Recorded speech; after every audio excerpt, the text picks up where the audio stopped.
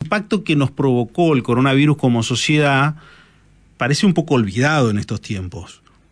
Pero si miramos lo que nos ocurría 3 años atrás con el famoso decreto de fase 1 y todo lo que nos impactó, con todo lo que nos movilizó y todo lo que nos ha llevado a cambiar, por lo menos en ese tiempo, hay un montón de cosas que quedaron dando vueltas y que uno dice, ¿sirvió, no sirvió, cómo fue, cómo no fue? Recién Alejandro marcaba varias veces el tema de factores de riesgo, grupos de riesgo, y pensábamos siempre quién eran los grupos de riesgo, las personas. Primero los adultos mayores, después las personas con patologías, y ahí íbamos avanzando. Pero el doctor Diego Bernardini es médico en familia, especializado en personas mayores, formado en medicina familiar, geriatría, salud pública, rehabilitación y educación médica en Estados Unidos. Doctor, ¿cómo le va? Buen día, ¿cómo está usted?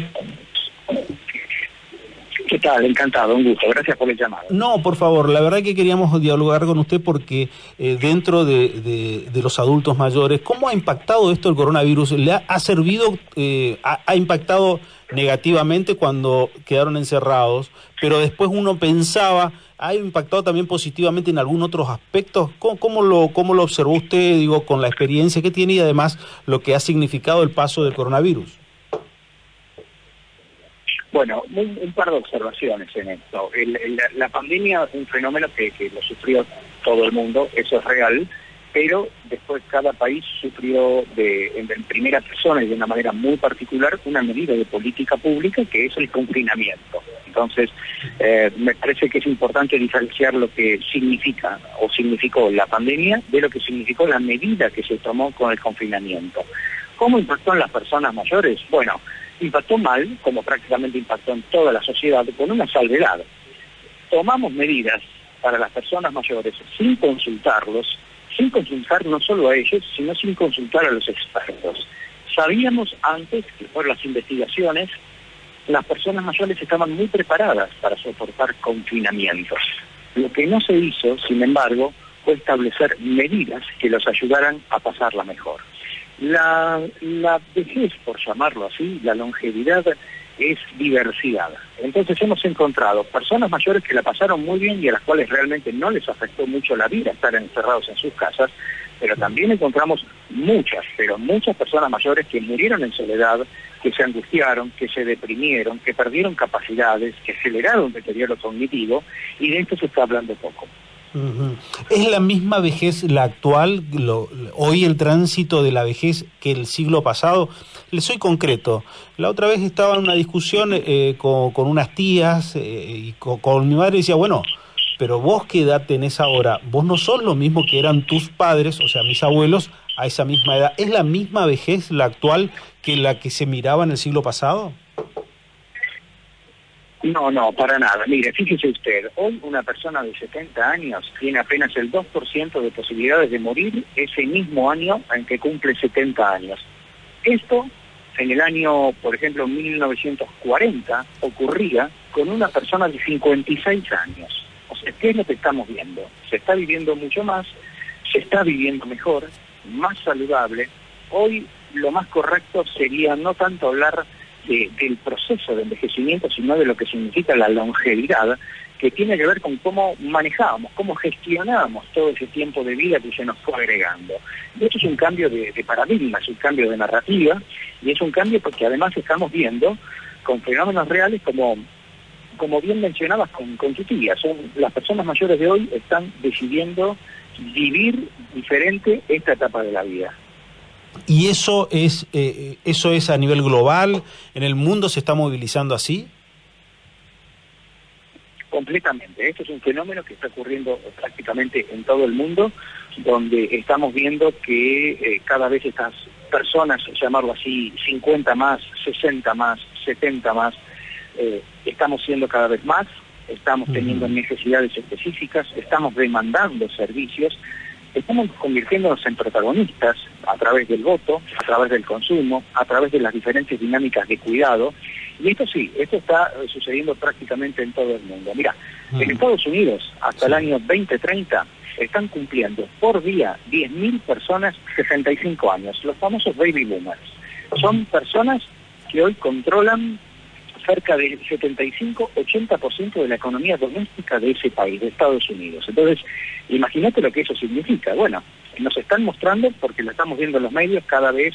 A ver, yo no digo que hay que tirarse en paracaídas o correr una maratón, pero son personas que de repente se están haciendo presentes como influencers en las redes, en las modas, en las campañas de publicidad, en el voto, en el consumo. Bueno, es un fenómeno.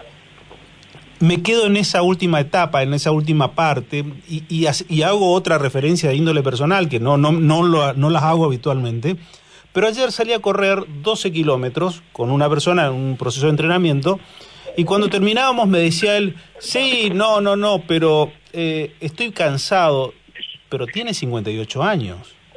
Y después hacía la comparación, siglo pasado, una persona de 58 años iba a estar entrenando normalmente, iba a quedar corriendo tranquilamente esa distancia y decir que lo hizo muy bien, le digo, prácticamente al mismo ritmo que el mío, y terminar diciendo, estoy un poco cansado. Mira, hay un par de lecturas o de análisis diferentes en relación a esto, que es muy interesante, porque a mí también me gusta correr y lo hice toda mi vida. A ver, el cuerpo, el organismo, la funcionalidad se va transformando a medida que pasa el tiempo. Ajá. Si quisiéramos correr como corríamos a los 20, probablemente nos lastimemos, nos frustremos, nos lesionemos, ¿no? Y acá eso, primero, entender que así como se transforman esa capacidad, por ejemplo, de correr, se transforma en la capacidad de comer. O sea, de repente si uno come como comía cuando era joven, se va a sentir pesado, se va a sentir, ¿no?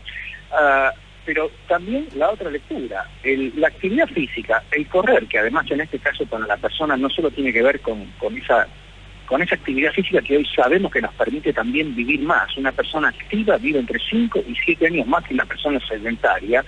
Además tiene que ver con la capacidad de disfrute, con la calidad de vida. Y ahí lo importante va a ser, si hoy corre 12 kilómetros, perfecto. Ahora, si dentro de 10 años solo puede correr 8 kilómetros, también está perfecto. Lo importante es que esa persona no pierda la capacidad de disfrute de lo que significa prepararse para salir a correr, transpirar, ducharse y después sentirse cansado, descansar bien esa noche.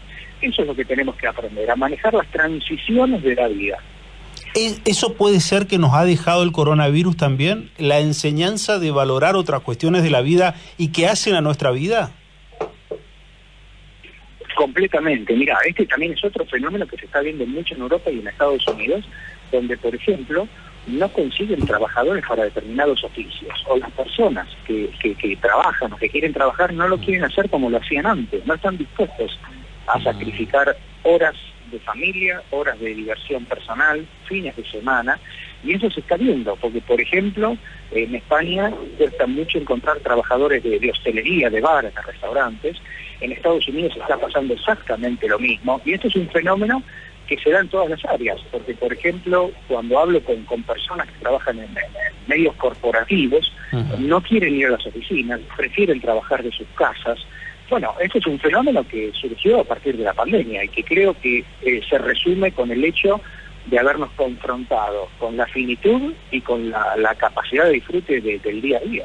¿Cambió el hombre, entonces el hombre del siglo pasado que estaba hecho exclusivamente para trabajar, trabajar y trabajar, ahora esto hizo cambiar prácticamente? Completamente. Hoy vos fijate algo, la vida de las personas están viviendo más, están durando más que en general la vida de las empresas. Hoy las empresas van y vienen, se crean, se destruyen, y nosotros estamos viviendo mucho más. Por lo tanto, ese modelo del siglo pasado, donde una persona entraba en una empresa y hacía toda su carrera profesional, eso ya no existe más. Entonces, ahora empiezan otros modelos que tienen que ver con esta vida que es la sociedad del conocimiento. La sociedad del conocimiento que nos ayudó muchísimo para trascender, o mejor dicho, para atravesar una pandemia de índole global y única, sin lugar a dudas. Doctor, ha sido muy amable por estos minutos y muy enriquecedor lo que nos ha dicho. Gracias. Un gusto enorme, que tengan buen día, gracias. Gracias. El doctor Diego Bernardini en contacto con nosotros, médico de familia, especializado en personas mayores, formado en medicina familiar, geriatría, salud pública, rehabilitación y educación médica en Estados Unidos.